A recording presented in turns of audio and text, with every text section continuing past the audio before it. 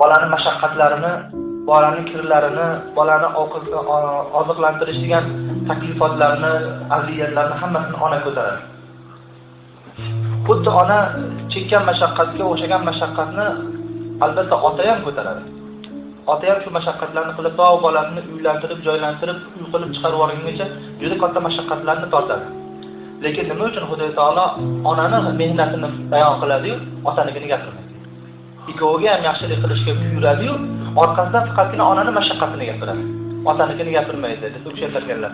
Chunki bolaga nisbatan onani qilib turgan mehnatlari bola aqli yo'qligida bo'ladi. Bola uni katta bo'lganda eslanmaydi uni.